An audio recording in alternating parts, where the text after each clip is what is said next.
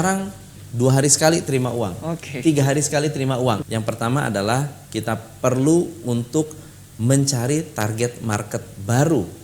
Cara yang pertama yang kita harus lakukan adalah dengan menciptakan goal. Ya. Dan yang menarik adalah mungkin 30% dari waktu kita gunakan untuk mencari. Jadi bisnis itu bisa menjadi fun, bisnis itu bisa menjadi menyenangkan jika Anda tahu teknik-tekniknya. Assalamualaikum warahmatullahi wabarakatuh. Pemirsa Niaga TV berbahagia dimanapun Anda berada. Berjumpa kembali bersama saya Muhammad Iqbal dalam acara Business is Fun yang akan menginformasikan dan memberikan wawasan kepada Anda, khususnya bagi para pelaku bisnis, tentang menjalankan bisnis dengan mudah dan tentunya dengan hasil yang optimal. Dan insya Allah akan ditemani oleh narasumber kita yang sudah Anda kenal juga tentunya. Dan beliau menjadi top 100 coach menurut e-business coach. Jadi ini adalah sebuah majalah dari internasional ya, e-business coach, dan juga merupakan pendiri dari Top Coach Indonesia yang telah menghasilkan banyak sekali top coach Indonesia yang sangat populer. Langsung saja kita sambut dengan Coach Tom MC Ifle. Baik. Halo Mas Iqbal. Apa kabar nih luar Coach? Biasa, luar biasa juga saya nih. Ya, jadi senang hari ini bisa baik, dengan semangat bisa sharing ya. Iya, betul, dengan sharing dengan pemirsa Niaga TV dan siap untuk memberikan informasi dan ilmu-ilmunya Coach ya. Kita bakal banyak sharing Baik. luar biasa hari ini. Oke, baik, siap untuk memberikan ilmunya nih Coach ya. Baik, kita akan membahas tentang membuat bisnis laris saat krisis. Yes. Baik, untuk ini di event di momen-momen tertentu atau di keadaan seperti apa nih melihat kita krisis ini? Jadi ada 2 jenis krisis. Ada 2 jenis krisis, oke? Krisis yang dilakukan oleh diri sendiri. Oke. Jadi krisis yang disebabkan oleh internal dan krisis yang disebabkan oleh faktor eksternal. Ada 2 berarti faktornya ini ya. Ada 2 faktor. Krisis internal adalah krisis-krisis yang berkaitan dengan manajemen, sumber daya manusia, kemudian keyakinan dan kepercayaan diri dari karyawan dan business owner, dan juga masalah pengelolaan. Masalah pengelolaan. Ya, masalah pengelolaan itu menyebabkan krisis. Faktor yang eksternal biasanya krisis itu disebabkan oleh perubahan peraturan perubahan peraturan pemerintah, kebijakan-kebijakan yang mempengaruhi bisnis. Misalnya BBM naik, ya biaya kita jadi naik, itu faktor eksternal. Tapi apakah menjadikan krisis? Mungkin ada yang kena, ada yang enggak. Lalu kemudian ada faktor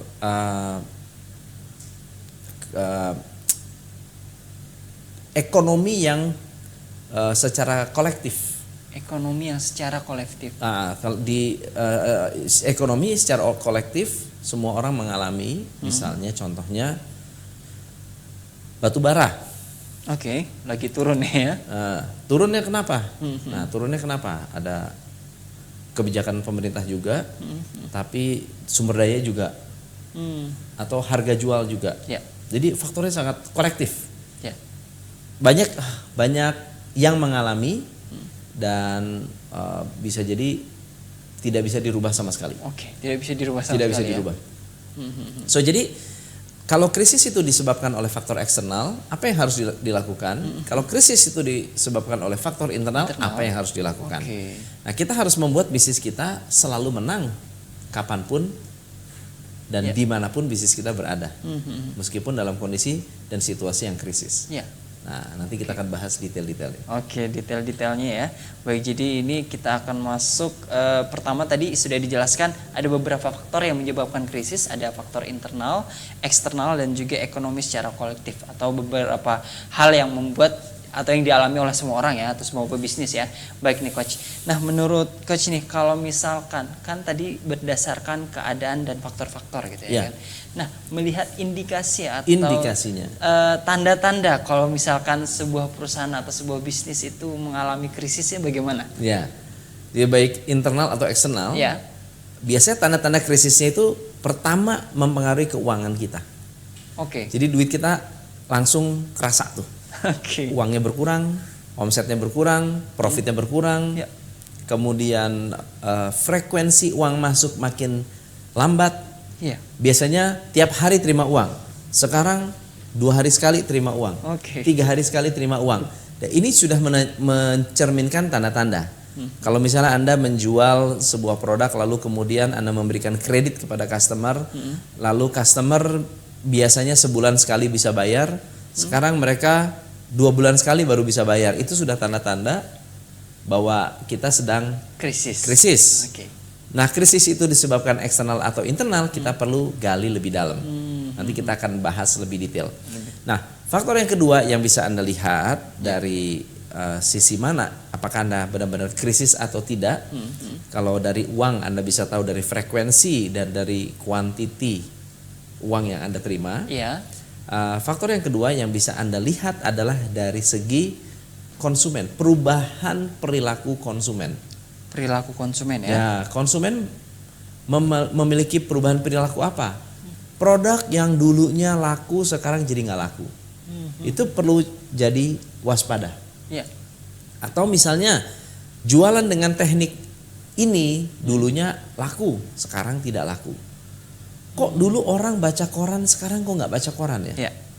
Dulu orang dengerin radio, sekarang kok nggak dengerin radio ya? Perubahan perilaku bisa menyebabkan krisis. Ya, dan Anda harus langsung waspada tuh. Iya. Misalnya jumlah pengiklan kok makin sedikit ya kalau di televisi. Iya. Apakah ini tanda-tanda? Ini harus menjadi sesuatu yang diwaspadai, langsung diwaspadai. Karena hal itu akan langsung mempengaruhi income kita. Iya. Faktor ketiga yang harus Anda lihat adalah dari segi karyawan. Apakah karyawan kita semakin semangat bekerjanya atau mereka semakin malas bekerjanya? Oke. Kalau makin malas bekerjanya, berarti ada mismanagement yang terjadi di dalam perusahaan kita yang harus segera kita cari tahu kenapa. Oke. Begitu. Jadi ini indikasi awal atau tanda-tanda Ya, awal. tanda-tanda awal. Jadi mulai dari flow cash atau uang yang memang sudah berkurang atau memang biasanya sehari sekali menerima uang, tapi ini ada jedanya ya. Oke, dan kemudian perilaku customer. Nah, ini bisa terkait dengan tadi yang sudah disampaikan adalah teknik penjualan yang tidak sesuai, atau mungkin ini produk juga bisa jadi nggak? Sangat bisa. Kalau produknya tiba-tiba ada produk pengganti yang lebih heboh lagi. Saya ambil satu contoh. Dalam waktu dekat, mungkin 5 tahun ke depan.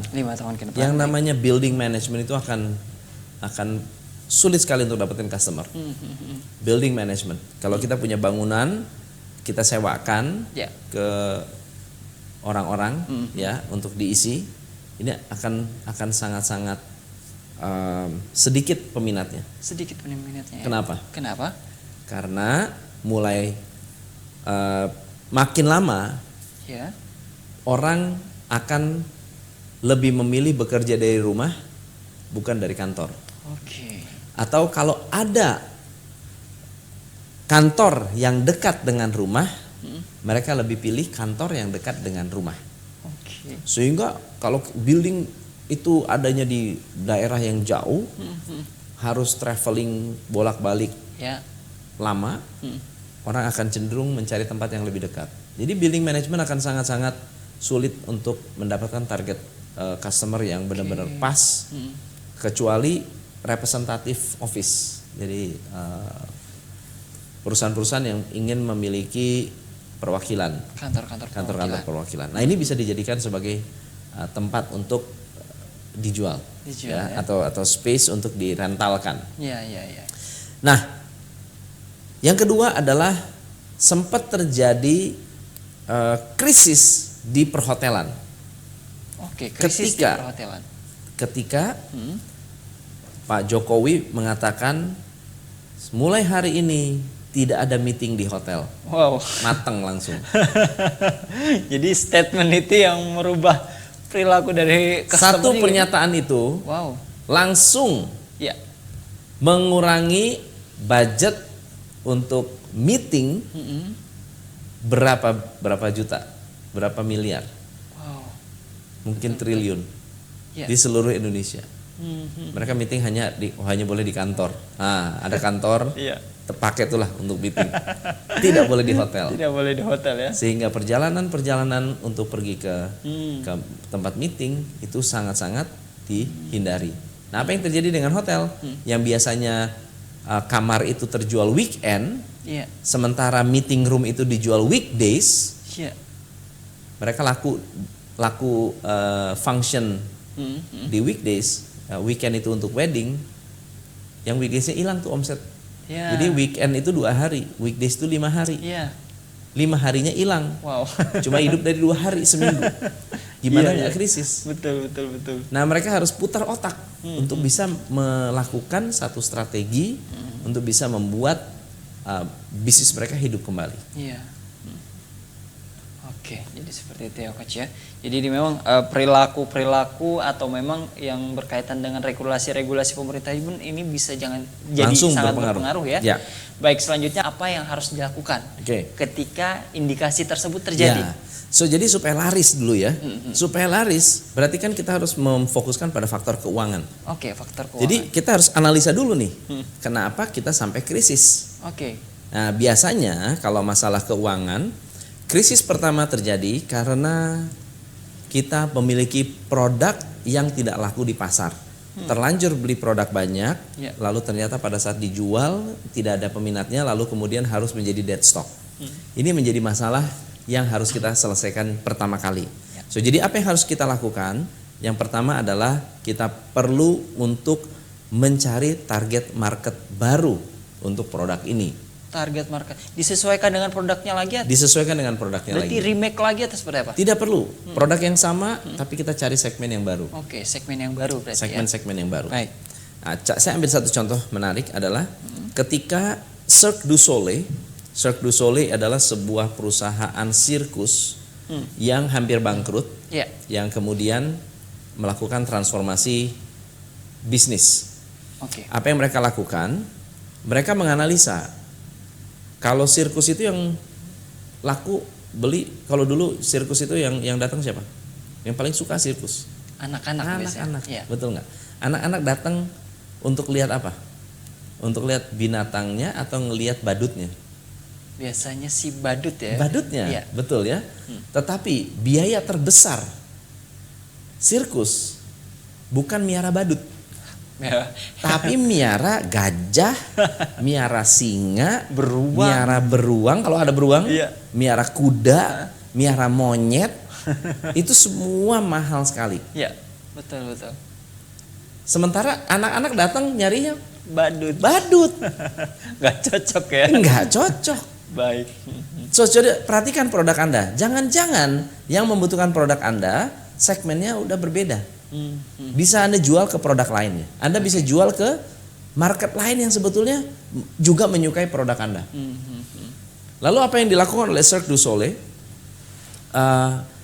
Ketika anak-anak sudah tidak lagi berminat nonton sirkus, karena sirkus sudah ditayangkan di televisi, sudah tidak lagi unik, sudah tidak lagi baru. Ada pengganti sirkus, ada game, dulu ada Game Boy, ada PS, ada PS2, PS3, ya. Ini semua mengganti entertainment seperti sirkus. Nah, pertanyaannya adalah mau ditutup atau mau cari segmen baru? Kalau untuk masih ingin bertahan ya harus cari segmen pilihannya baru. Gitu. Lalu dicarilah siapa orang yang tidak nonton sirkus. Nah, jadi menarik nih. Cari siapa orang yang tidak pakai produk Anda, perkenalkan produk tersebut, kemas dengan cara yang lebih menarik, lalu jual. Ternyata yang tidak pergi ke sirkus adalah corporate, orang dewasa. Nah, gimana caranya supaya orang dewasa mau datang ke sirkus? Cirque du Soleil membuat tema yang disukai oleh orang dewasa. Apa sih tema yang paling disukai? Tema percintaan, drama ya. Drama musikal, atau konser. Nah, Cirque du Soleil kemudian membuat tema-tema yang cukup menarik, misalnya tema The Beatles. Jadi mereka bermain sirkus tanpa gajah, tanpa kuda, tanpa monyet. Hanya ada badut dan atraksi akrobat. Ya, akrobat mau lompat-lompat lah segala macam. Tapi dikasih tema. Lagunya lagu The Beatles. Wow.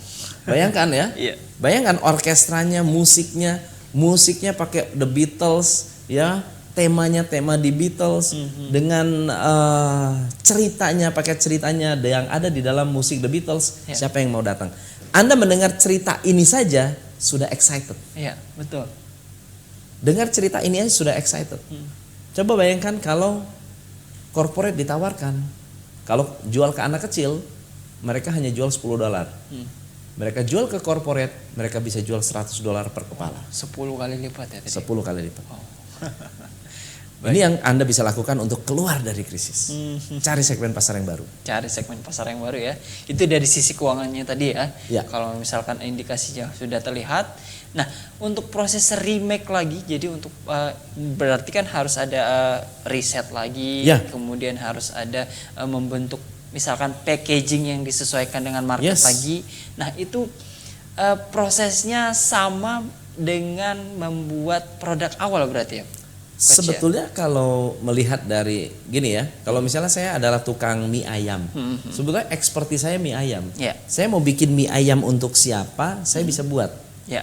Nah sama seperti Cirque du Soleil, dia adalah orang artis, dia bisa menciptakan entertainment untuk menciptakan tampilan yang disukai oleh audience. Nah sekarang kalau misalnya audiensnya berubah, dia tinggal rubah gayanya aja. Oke. Tinggal rubah gayanya aja. Begitu sudah tidak ada Gajah dan kawan-kawan, Ya.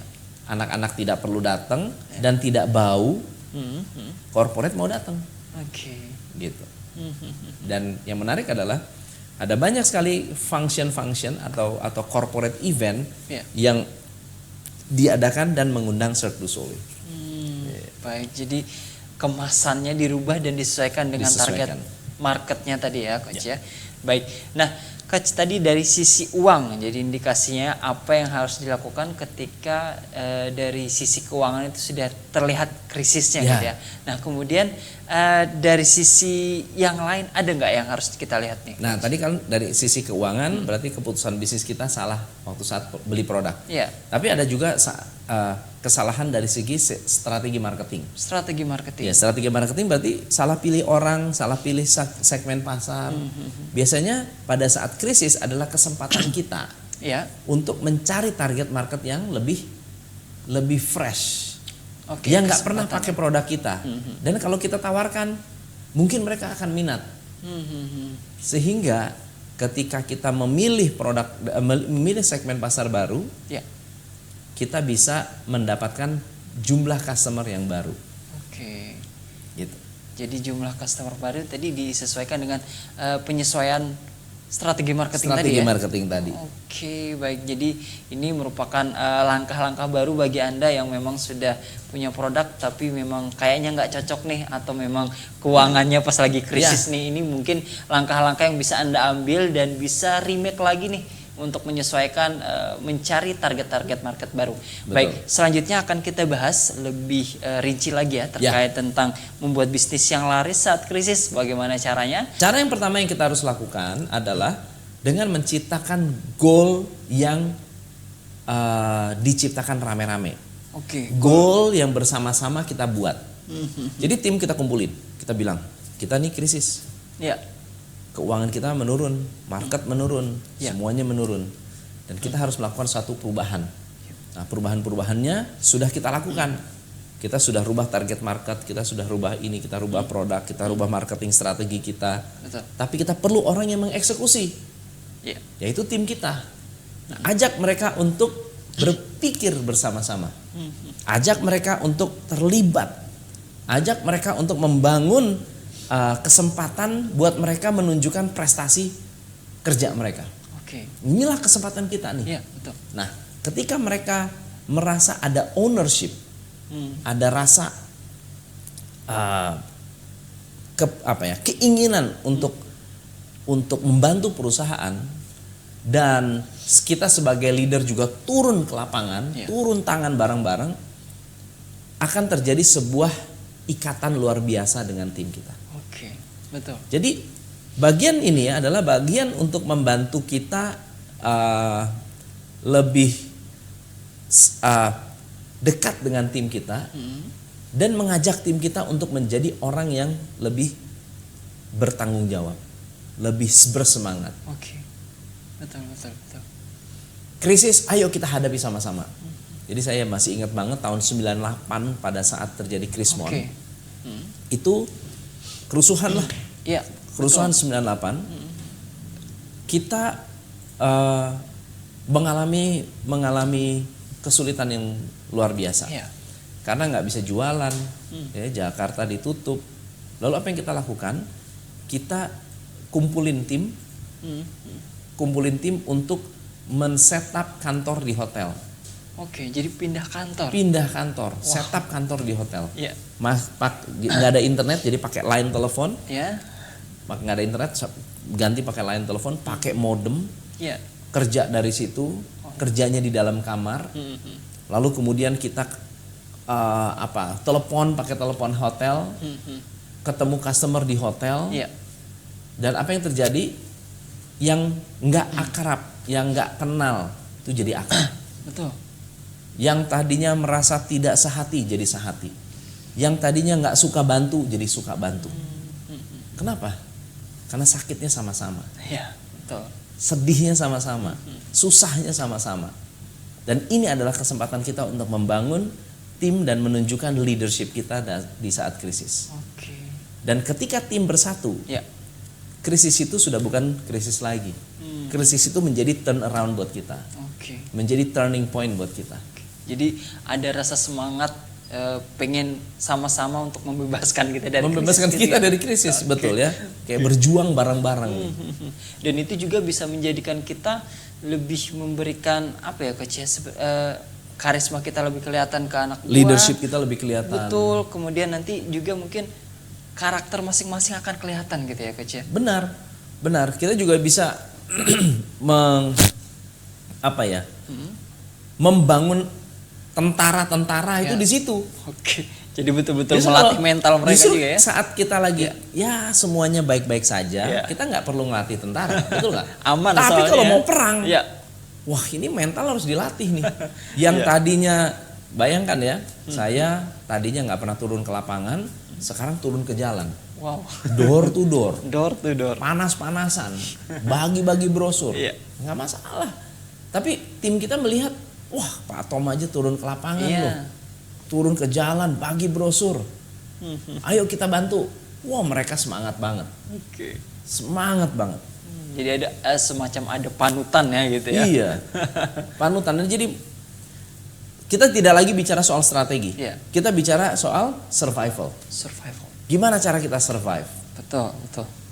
Dan yang menarik adalah ketika kita melibatkan tim dan mereka memberikan ide-ide, banyak sekali ide-ide yang sangat-sangat brilian yang kita nggak pikir. Jadi out of box kita belum Benar-benar sadar out gitu of ya. the box, betul-betul out of the box. Karena ide-ide misalnya, oh kita ke hotel aja Pak, kita begini aja, kita begitu. Itu semua adalah ide dari karyawan, bukan dari kita. Pentingnya makanya membangun tim yang betul-betul di saat krisis itu terjadinya seperti itu ya Benar. Coach ya. Baik. Nah, kita tadi sudah bahas nih adalah menentukan goal yang sama-sama ya Coach ya. Jadi goalnya kita disamakan dengan goalnya Goalnya anak buah karyawan. atau karyawan ya. Nah, kemudian apalagi yang harus dilihat ketika membangun tim ini? Nah, pada saat kita membangun tim, ini kan kalau goal itu kan sudah clear, jelas ya. Oke, sudah jelas. Kalau goal sudah jelas, kita buat action plan bareng-bareng. Oh, action plan-nya ya. Buat action plan. Action plan itu harus bersifat simple. Jangan terlalu rumit. Jangan berlembar-lembar kertas. Oke. Action plan itu kamu besok ngapain? Apa yang mau dilakukan? Ya. Berapa banyak dilakukannya? Jelas. Ada satu cerita tentang sebuah perusahaan Jepang Ya. yang mengalami krisis dan udah siap untuk ditutup sebenarnya, udah siap untuk tutup. Tapi kemudian bosnya bilang begini, oke, kita harus rubah strategi. Dia kumpulin karyawan, Ya. satu pabrik. Ini pabriknya pabrik barang-barang kayak kipas angin, Oke. rice cooker Ya. gitu ya, Heeh. home appliances. Dikumpulin karyawannya. Dia katakan begini, kita punya dua pilihan. Pilihan pertama adalah saya pecat kalian separuh. Pilihan yang kedua adalah kita tutup. Ya. Ya, kalau saya harus mempertahankan kalian semua, berarti kita harus tutup. Kalau saya mau bertahan, saya harus pecat kalian separuh. Saya nggak mau ambil dua-duanya. Oke. Pilihan saya adalah saya mau fight bareng-bareng. Apakah kalian siap untuk fight bareng-bareng saya? Kalian bilang siap bos. Wah, siap. Wah, rame-rame, ratusan orang siap. Oke, kalau Anda siap, kita nggak bisa produksi full day karena nggak ada bahan baku. Oke. Yang ada adalah kita kurang tenaga penjual. Nggak ada orang yang mau jualin produk kita. Produk kita sudah dianggap jelek. Ya. Saya hanya punya kalian untuk jualan produk. Mari kita kumpul, kita produksi setengah hari, setengah hari kemudian kita turun ke jalan jualan produk. Oke. Dan apa yang terjadi? Bisnis itu hari ini survive dan masih ada. Wow. Bisnis itu survive dan masih ada. Berangkat dari krisis. Berangkat dari krisis dan bagaimana seorang leader bisa menggiring emosi mereka untuk benar-benar menjadi petarung luar biasa menghadapi krisis. Oke. Wah, ini sangat menarik nih, jadi action plan tadi ya Coach. Yes. Baik. Jadi sudah 2 poin yang disampaikan ini tentang bagaimana membangun tim ketika krisis ya. Jadi ada goal yang harus diciptakan bersama-sama dengan karyawan. Jadi menentukan kondisinya seperti apa. Kemudian action plan yang harus dilakukan bersama-sama juga ya Coach ya. Baik. Nah, kemudian nih tadi sudah sempat kita bahas sebelumnya adalah ketika sudah memposting dan kemudian udah turun ke lapangan dan sudah terlihat hasilnya gitu ya kan. Kemudian nih untuk cara menata agar itu menjadi stabil. Lebih stabil. Nah, lebih kita stabil. perlu menjalankan operasional yang excellent. Operational yang excellent. Operation excellence. Oke. Operation Langkah-langkahnya. excellence adalah sebuah proses untuk memperpendek proses kita. Memperpendek proses kita. Jadi semua biasanya aspek itu untuk oke. Biasanya kalau saya membuat suatu produk, produk itu akan ada banyak sekali step-step prosesnya. Iya, betul. Makin panjang step prosesnya, makin mahal biayanya. Betul. Makin lama Ya. dibuatnya, berarti makin besar biaya yang kita keluarkan. Ya. Nah, supaya kita bisa lepas dari krisis, kita harus bisa berhemat. Tapi bukan dengan cara pangkas biaya atau kurangi jumlah karyawan, tapi dengan memperpendek proses Produksi kerja tadi, kita. proses kerja diperpendek Proses ya. produksi kita. Apa yang dibuang? Yang dibuang adalah semua hal yang tidak memberi nilai tambah. Aktivitas-aktivitas yang tidak memberi nilai tambah. Contohnya menunggu, mencari-cari barang, mencari-cari alat kerja. Itu semua adalah hal-hal yang sangat-sangat tidak efisien. Misalnya contoh, ada tukang jahit, kalau mau ngejahit nyari-nyari benang, nyari-nyari gunting, nyari-nyari rudder, nyari-nyari pemberat, nyari-nyari jarum, itu semua tidak efisien. Dan yang menarik adalah mungkin 30% dari waktu kita gunakan untuk mencari. Oke, jadi terkuras di mencari itu ya. Terkuras di mencari. Nah, kalau Anda bisa menyediakan semua fasilitas di lokasi tanpa dia harus mencari, mereka akan jauh lebih mudah untuk bekerja dan cepat kerjanya. Lebih efektif ya. Efektif. Ya. Ya, ada satu kejadian tukang jahit pabrik untuk menjahit, kadang-kadang mereka mau nyari benangnya, keliling dulu, mana benangnya. Oke. Nanti kalau mau ada kerusakan, benangnya patah, jarumnya patah, cari-cari teknisi, mau ganti jarum, jarum ukuran berapa, cari lagi, lama, sehingga tertunda. Iya, betul. Nah, lalu kita setup suatu proses untuk membuat semua alat kerja ada dan kelihatan. Ada dan kelihatan ya. Kelihatan. Oke. Ketika ada butuh apa dalam jangkauan tangan. Perlu apa dalam jangkauan tangan.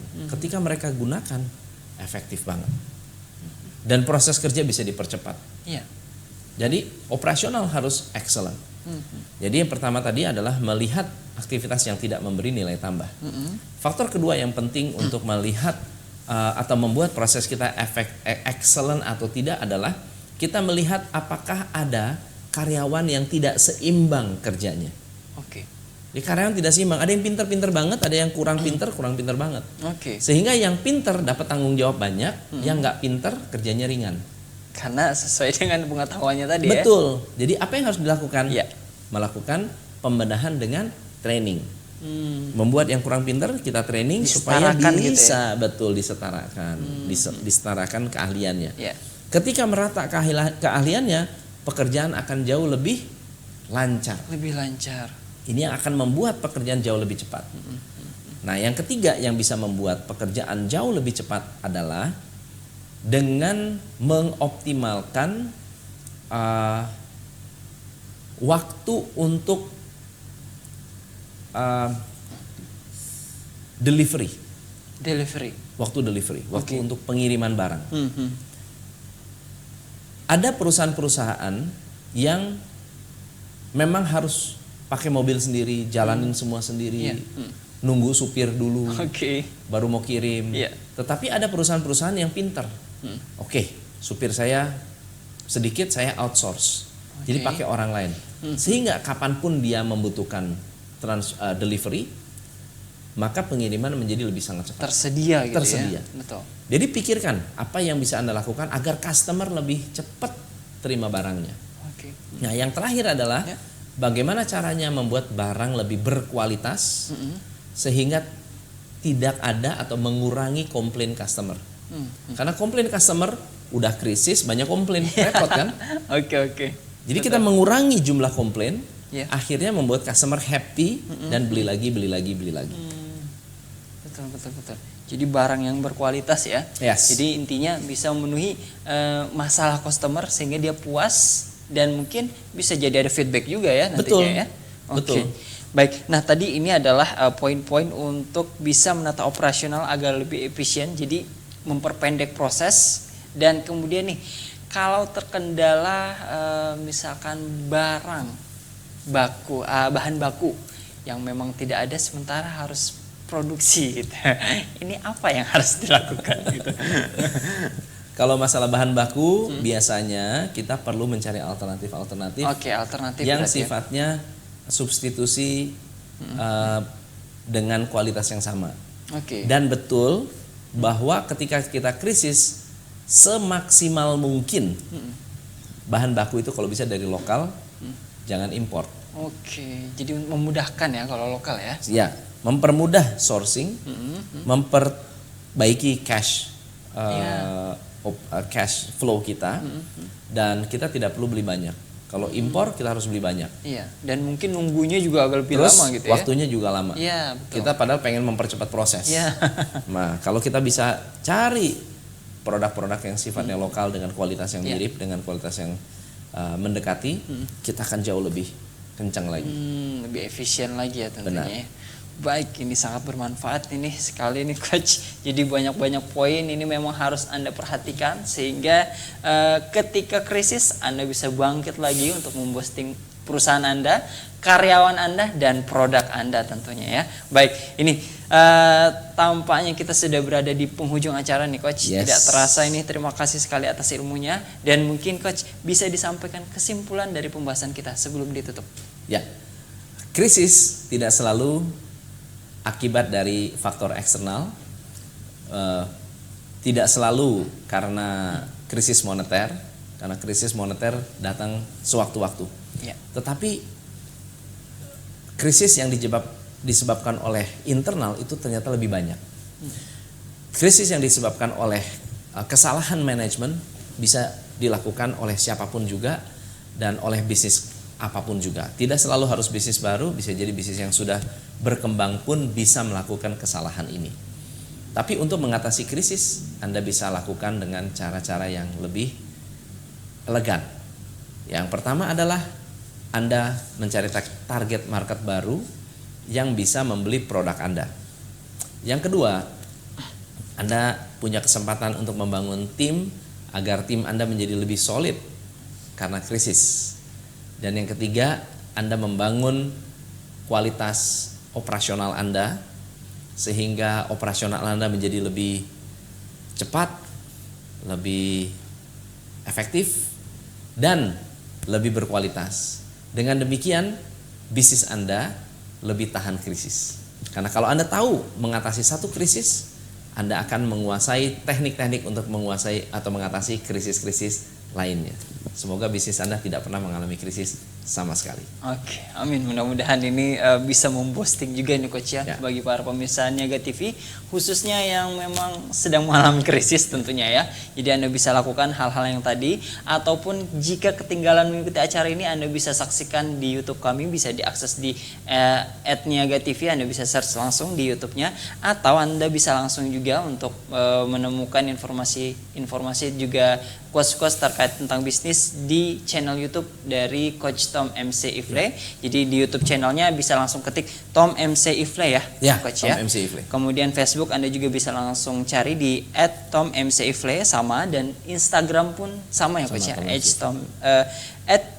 @TomMCIfle. Nah, saya juga ingin memberikan informasi bagi pemirsa yang ingin mendapatkan free audiobook jadi tentang 11 virus kegagalan bisnis pemula. Wah, ini jadi khusus yang baru akan mulai ya, ataupun yang sudah mulai, cuma apa nih yang kurang diperhatikan gitu ya kan. Anda bisa langsung dapatkan free audiobooknya langsung di 0813 1234 5811. Saya ulangi sekali lagi di 0813 1234 5811 dengan mengetikkan format nama, spasi perusahaan, kemudian spasi email. Jadi Anda bisa kirim ke sana dan segera dapatkan untuk free audio book ini ya. Dan kita telah berada di penghujung acara pemirsa. Terima kasih sekali atas perhatian dan kerjasamanya. Mudah-mudahan bertemu lagi di kesempatan yang lainnya. Saya Muhammad Iqbal pamit undur diri. Assalamualaikum warahmatullahi wabarakatuh.